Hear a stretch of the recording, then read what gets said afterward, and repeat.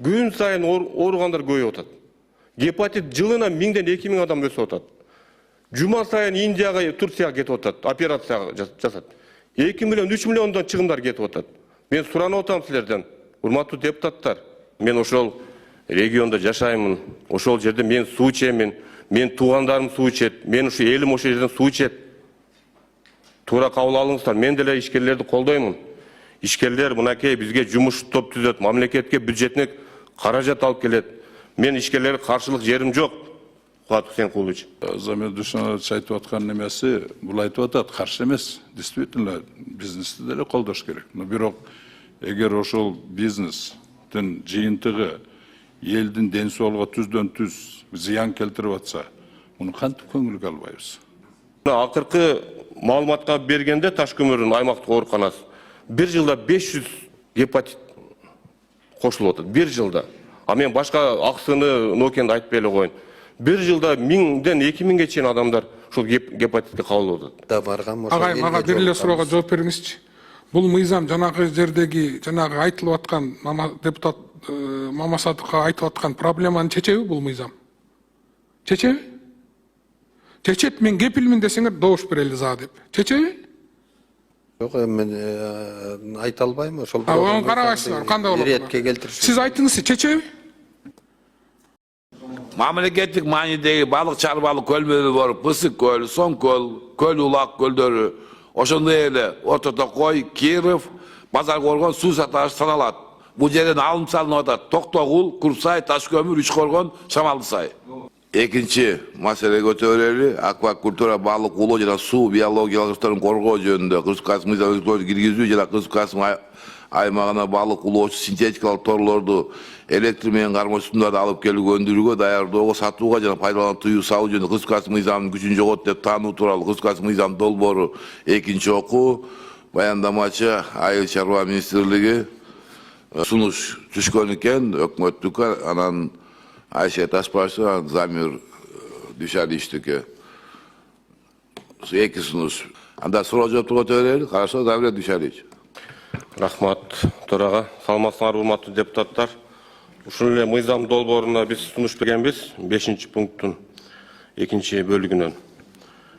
Мамлекеттик маанидеги балык чарбалык көлмөлөр болуп, Ысык көл, Соң көл, Көл Көк көлдөрү, ошондой эле Токтогул, Орто Сай, Киров, Крупсай, Таш-Көмүр, Үч Коргон, Шамалды Сай, Базар Коргон суу сактагычтар саналат.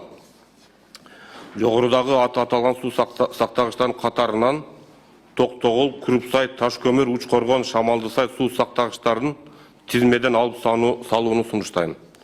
Кыргыз Республикасынын Жогорку Кеңешинин агрардык саясат, суу ресурстар, экология жана регионал өнүктүрүү боюнча комитетинин 2024 жылдын 12 февралындан чечиминин негизинде Жогорку Кеңештин депутаттарынан жана мамлекеттик тиешелүү органдан турган жумуш топ түзүлүп, Нарын дарыясынын экологиялык абалы менен жеринен таанышуу максатында 2024 жылы 14 апрелинде жумушу топтун көчмө жыйыны болуп өттү.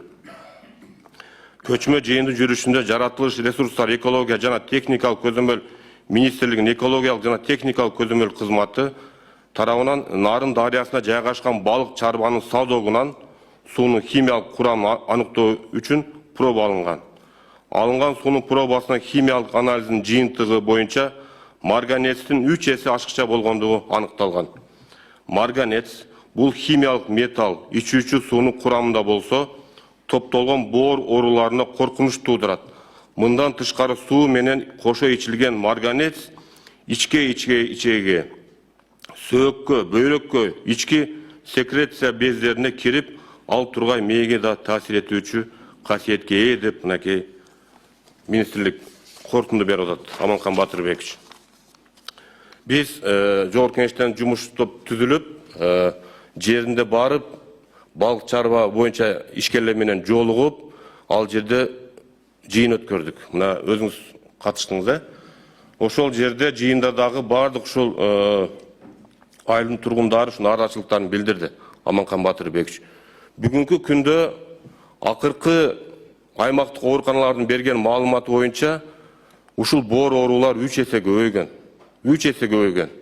Ошол эле учурда акыркы 3 жылда ушул балык чарба 3 эсе көбөйгөн. Мына акыркы маалыматка бергенде Ташкөмүрдүн аймактык ооруканасы бир жылда 500 мынакей гепатит кошулуп атат. Бир жылда. А мен башка аксыны, нокенди айтпай эле коеюн. Бир жылда 1000ден 2000ге чейин адамдар ушул гепатитке кабылып атат. Ошон үчүн урматтуу депутаттар, мен ошол региондо жашаймын. Ошол жерде мен суу ичемин. Мен туугандарым суу ичет. Мен ушу элим ошол жерден суу ичет. Туура кабыл алыңыздар. Мен деле ишкерлерди колдоймун. Ишкерлер мынакей бизге жумуш топ түзөт, мамлекетке бюджетине каражат алып келет. Мен ишкерлерге каршылык жерим жок. Кубат Хусейнкулович. Болгону убактылынча мына ушул аты аталган Аксы, Нокен району Ташкөмүр шаарынын тургундары таза суу жоктугунан ушул Нарын дарыясынан таза суу катарып пайдаланат. Ошону мындай туура кабыл алыңыздар. Менин сунушуму Аманкан Батырбекович добуш коюп бериңиз. Добуш коюп бериңиз, суранам. Анан урматтуу депутаттар, бул пиар эмес, чынында ушул элдин ден соолугуна абдан чоң зыян келтирип атат. Туура кабыл алып, мен добушумду колдоп бериңиздер, сунушумду. Урматтуу депутаттар, бул жерде мурунку мыйзамда мен айтып аткан могу суу сактагычтар жок. Азыр киргизишип атат мунучу.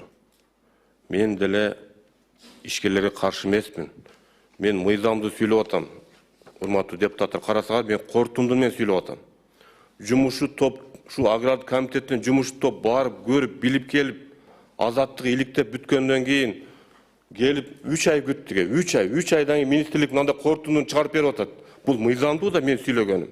Анан булардын айткандары мыйзамсыз да, бул эч кандай корутунду жок колумда. Мына мыйзам менен жашайлы биз, мына мыйзам турат. Биздин корутунду эмес, мамлекеттин корутундусу мына турат колубузда. Эми бул урматтуу депутаттар, мына атыңардан айтып суранайынчы мен. Бул элдин суранычы. Күн сайын ооругандар көбөйүп атат. Гепатит жылына 1000ден 2000 адам өсүп атат. Жума сайын Индияга, Турцияга кетип атат, операция жасат. 2 миллион, 3 миллиондон чыгымдар кетип атат. Мен суранып атам силерден, урматтуу депутаттар. Мен мыйзамдаштар багыладып атам мунчу. Мыйзамга киргизбейли мына суу сактагычтарды.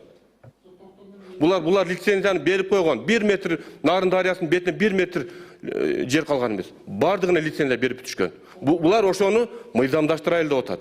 Катастрофа болот. Алдын алып кылыш керекпи же ошол жыйылып анан кийин катастрофа болгуча күтүп отурушубуз керекпи? Анан чара көрүшүбүз керекпи? Адам баласы ошон үчүн да биринчи ойлонуп анан иш кылат да. Анан ошол оюн ишке ашырат да. А биз болсо наоборот иш кылып алабыз, аны потом задним числом думаем. К чему это может привести?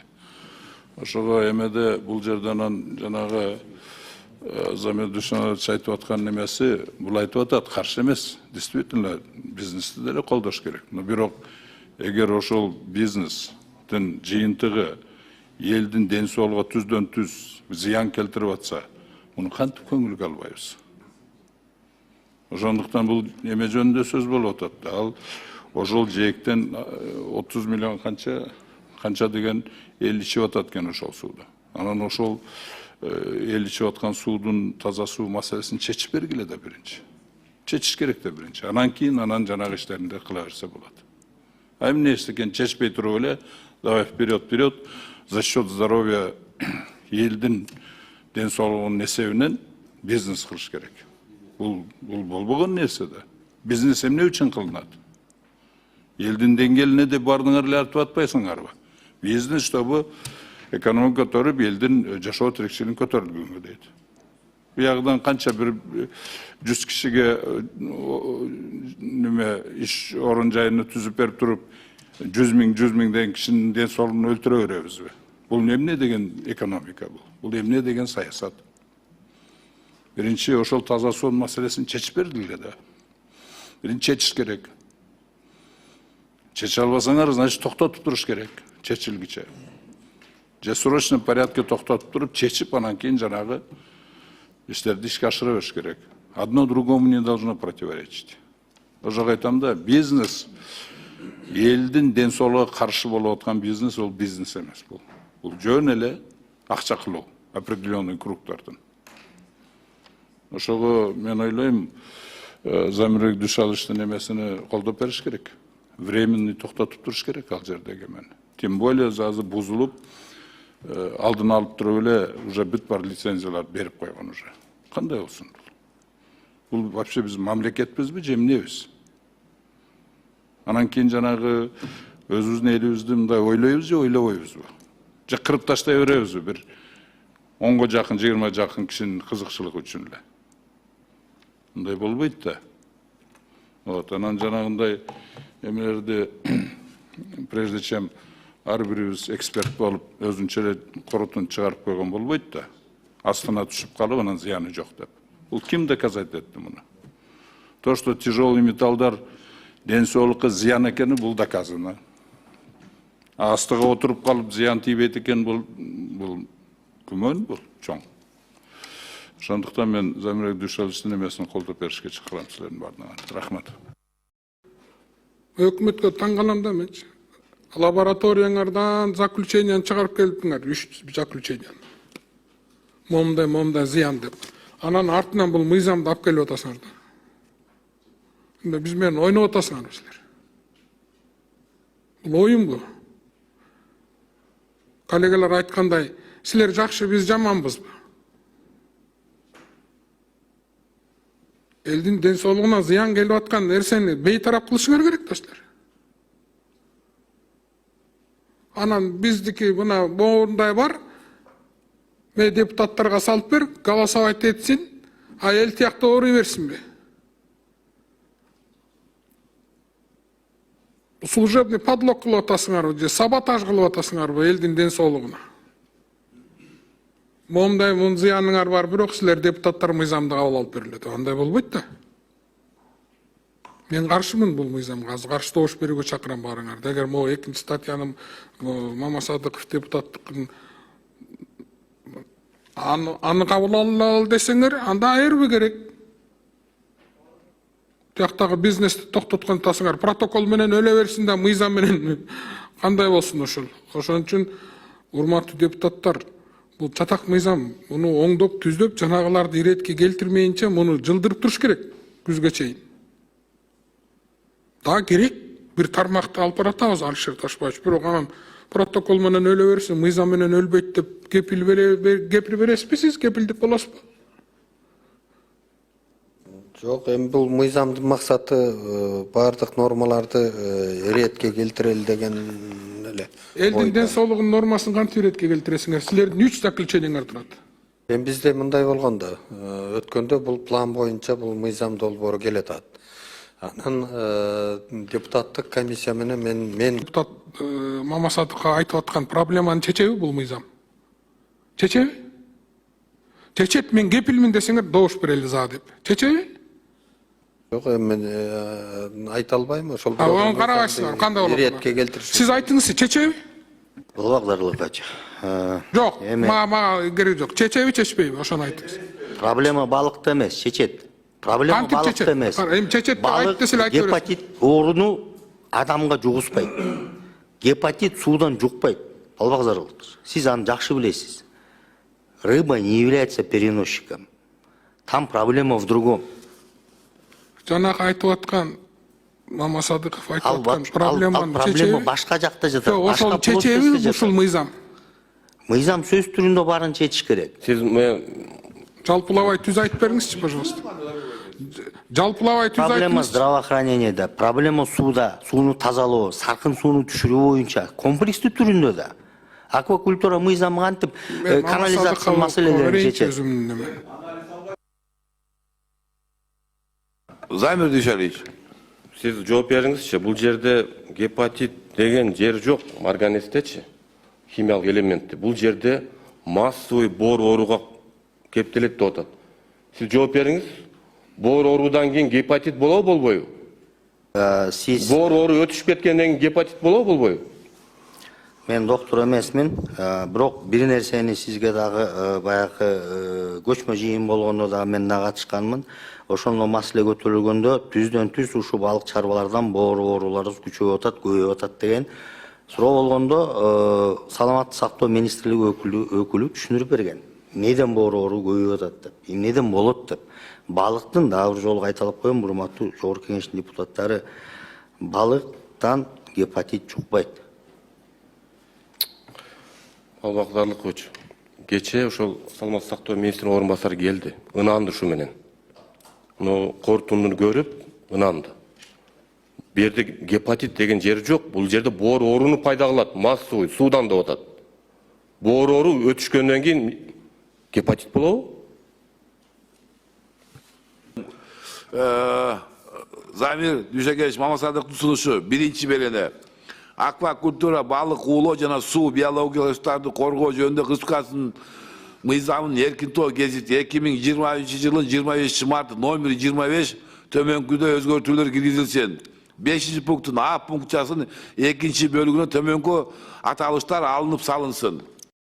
Мамлекеттик маанидеги балык чарбалык көлмөлөр бар. Пысык көл, Соң көл, Көл Улак көлдөрү, ошондой эле Орто Токой, Киров, Базар Коргон суу саташ саналат.